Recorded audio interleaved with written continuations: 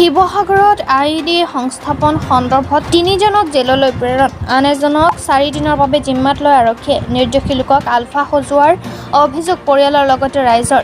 শিৱসাগৰত আলফা স্বাধীনে বোমা সংস্থাপন কৰাৰ ঘটনা সন্দৰ্ভত শেহতীয়াকৈ আৰক্ষীয়ে গ্ৰেপ্তাৰ কৰা বিতুল বৰুৱাক নিৰ্দোষী বুলি দাবী কৰিছে পৰিয়ালৰ লগতে স্থানীয় ৰাইজে, যাক লৈ দুয়োখন জিলাতে চেপা উত্তেজনা অব্যাহত আছে। উল্লেখ্য যে শিৱসাগৰত IED সংস্থাপন সন্দৰ্ভত যোৱা 18 আগষ্টত অসম আৰক্ষীয়ে গ্ৰেপ্তাৰ কৰিছিল 4গৰাকী ব্যক্তি ক্ৰমে সমীৰ আহমেদ, মিণ্টু চেতিয়া, ৰাজীৱ কলিতা আৰু বিতুল বৰুৱাক। ইয়াৰে সমীৰ আহমেদ, মিণ্টু চেতিয়া আৰু ৰাজীৱ কলিতাক বিগত 19 আগষ্টত জেললৈ প্ৰেৰণ কৰা হয়। লগতে বিতুল বৰুৱাক আদালতত হাজিৰ কৰোৱাই অধিক জেৰাৰ বাবে 4 দিনৰ বাবে জিম্মাত লয় শিৱসাগৰ সদৰ আৰক্ষীয়ে। চাওক এই বিষয়ে আমাৰ এক প্ৰতিবেদন। শিৱসাগৰৰ পৰা ফাৰহান লস্কৰৰ ৰিপৰ্ট। 15 আগষ্টত IED সদৃশ সামগ্ৰী স্থাপন সন্দৰ্ভত শিৱসাগৰ আৰক্ষীয়ে পূৰ্ণিমা বৰুৱা, মই বিতুল বৰুৱাৰ ৱাইফ হয়।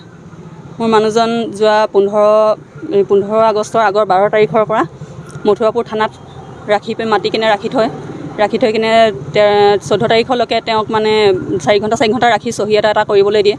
তাৰপিছতে উভতাই পঠিয়াই ঘৰলৈ। কিন্তু 14 তাৰিখে নিশাটো আহিবলৈ নিদিলে, 15 তাৰিখ 16 তাৰিখলৈকে আহিবলৈ দিয়া নাই। 16 তাৰিখে গধূলি 5টা বজাত তেওঁক ঘৰলৈ পঠিয়াৰ পিছত 16 তাৰিখে 17 তাৰিখে থাকি 18 তাৰিখৰ দিনা ৰাতিপুৱা মানুহজনে বাগানলৈ গুচি যায় দৰৱ মাৰিবলৈ কাৰণে।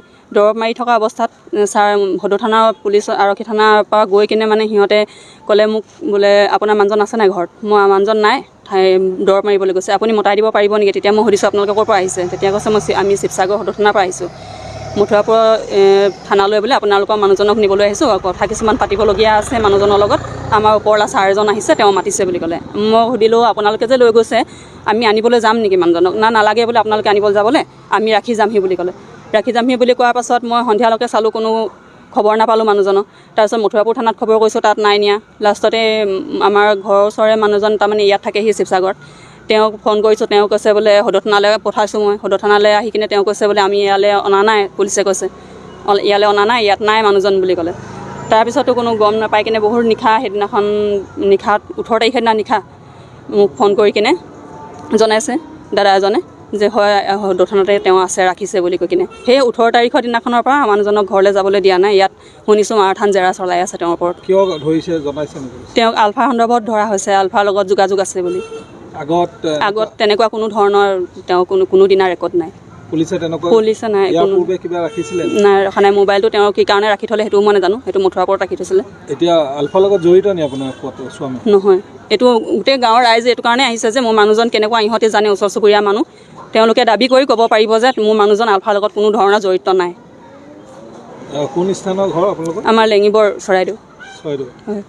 ইয়াৰ পূৰ্বে আলফা বা এনেকুৱা ধৰণৰ গোচৰত আটক বা আৰক্ষীয়ে ধৰিছিলে নি? আটক কৰা নাই তেনেকৈ, এইবাৰ প্ৰথম।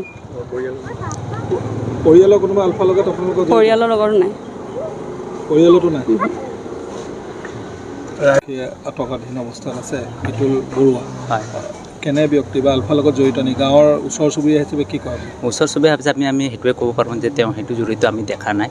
সেইটো এখন বাগান, ক্ষুদ্ৰ খেতিয়ক হিচাপে সেই বাগান এখন চলায়, তাৰ লগত লেবাৰ 6-7টা চলি আছে ওচৰতে। আমি সেইখিনিয়ে জানো, সি সদায় ৰাতিপুৱা গৈ দৰৱ চৰব মাৰি বাগান লেবাৰ 4-5জনক চলাই আছে।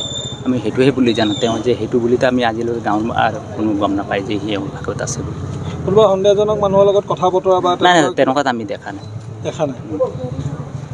আগে পিছে এনেকুৱা কিবা বিয়াৰ পূৰ্বে তেখেতৰ বিবাহৰ পূৰ্বে? নাই, তেনেকুৱা আমি একো তাৰ সন্দেহবাদী আমি দেখা নাই। তেওঁলোকৰ পৰিয়ালৰ কোনোবা এনেকুৱা সংগঠনৰ লগত জড়িত আছিলে? জড়িত বুলিতো আমি দেখা নাই, শুনাও নাই।